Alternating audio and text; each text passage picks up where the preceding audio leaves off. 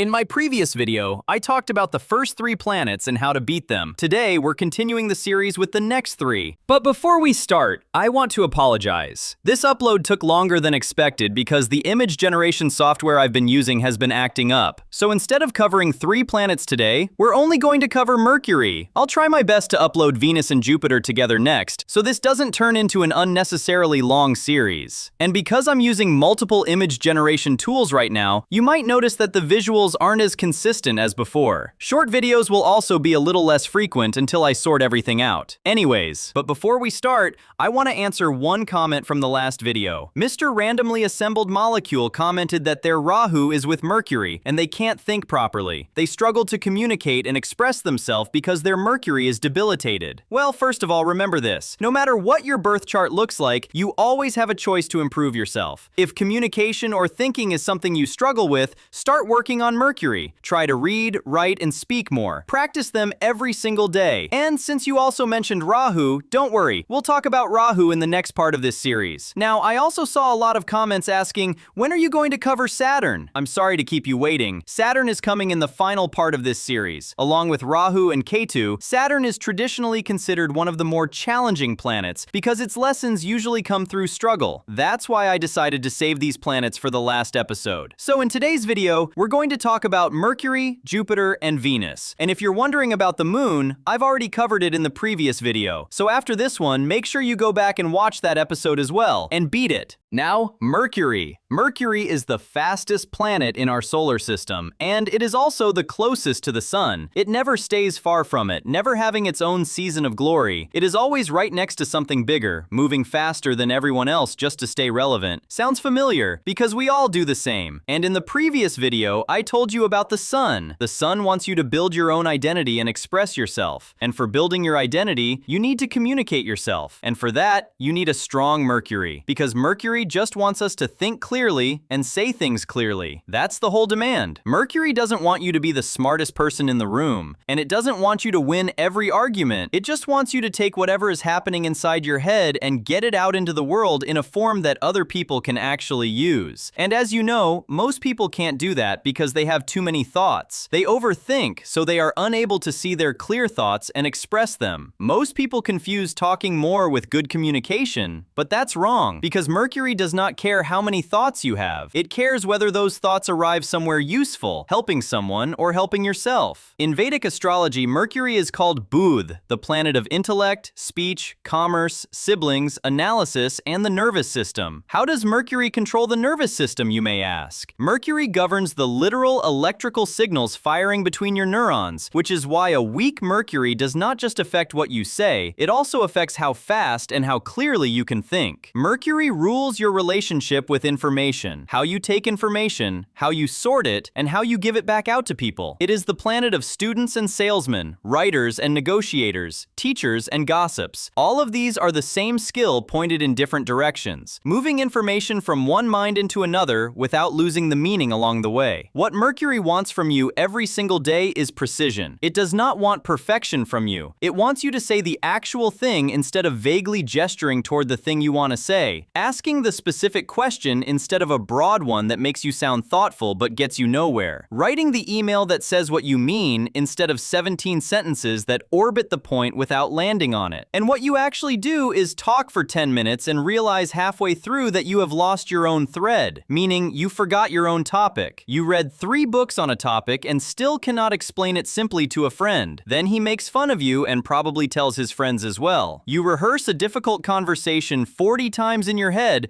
and then say none of it correctly when the moment arrives. You know exactly what you think, and somehow it comes out as something entirely different. Mercury sees this, and it responds. Misunderstandings that follow you everywhere. People consistently getting the wrong impression of what you meant, especially while speaking, whether that is in meetings, on calls, or during arguments where you need to think on your feet. Brain fog, forgetfulness, and a nervous system that is scattered, jumping from thought to thought without landing anywhere long enough to finish one. Conflict with siblings, deals and negotiations that fall apart at the exact moment clarity was required. A weak Mercury looks like this. You over over-explain because you do not trust that the short version will be understood. You talk yourself out of saying the simple, true thing because you are busy calculating 17 ways it could be misunderstood. You learn a huge amount of information and cannot retrieve it when you actually need it in conversations. Your speech and your thoughts move at different speeds, so you are either 2 sentences behind your own mind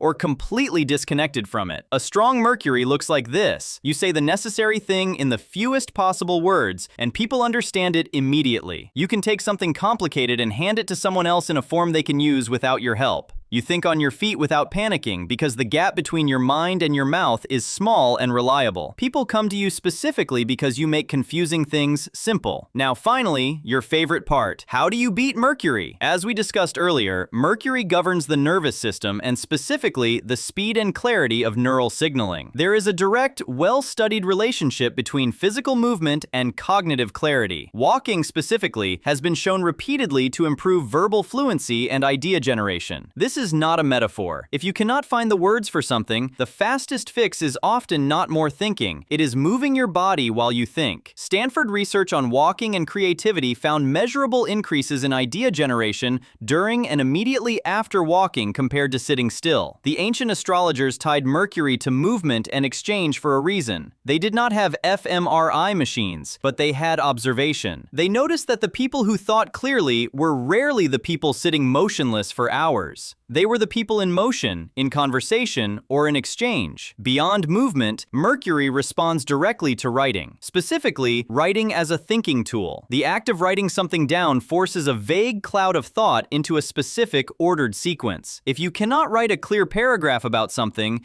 you do not actually understand it yet, no matter how confident you feel about it in your head. This is one of the oldest tricks in real cognitive science, and it is the most direct exercise for Mercury available to you. Mercury also wants you to practice saying the short version first. Before you explain anything, force yourself to compress it into one sentence. Basically, if you cannot explain a topic to a 5-year-old, it means you yourself did not understand it. Most people do the opposite. They lead with everything and bury the actual point somewhere around the 6th minute. Don't say that I did it too in my video. Mercury punishes this instinct every single time, in every meeting, every text, every conversation that matters. And one more thing about Mercury, it has no light of its own. Mercury does not generate its own brightness in the sky the way some other bodies seem to. It reflects light. It is fundamentally a planet of relay. The lesson underneath that is this: your intelligence is not actually about how original your thoughts are. It is about how faithfully you can carry an idea from one place to another without distorting it. The best communicators are not the most brilliant people in the room. They are the most accurate relays. And that's, my friends, is Mercury. The next planet is the reason you are drawn to the same kind of person, the same mistakes, and the same expensive things that you absolutely did not need, but somehow could not walk past. See you in part 3!